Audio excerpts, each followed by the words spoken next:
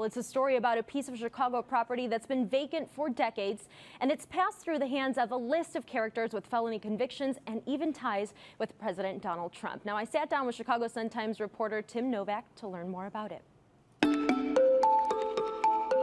When people are driving by and people are seeing this vacant land, why is it important to them to know kind of who might take ownership of that property?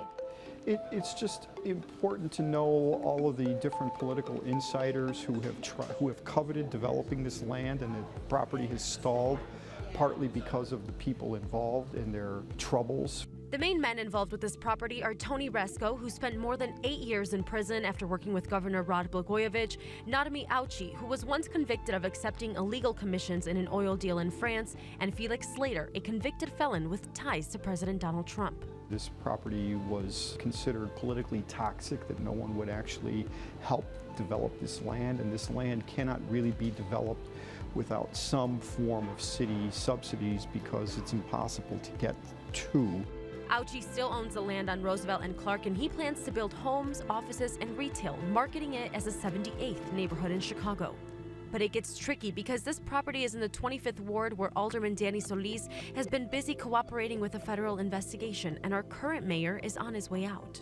This piece of property is slated for development. Mayor Rahm Emanuel is trying to get this property off the tarmac before he leaves office next month. What does this mean for taxpayers? If it indeed is built, that affects everyone here in the city of Chicago as well. Well, it's really hard to say what it's going to mean because we're not really sure exactly what they're going to build there or how the development will impact the city. Novak tells me if approved and completed, the neighborhood would be like a link between the Loop and Chinatown.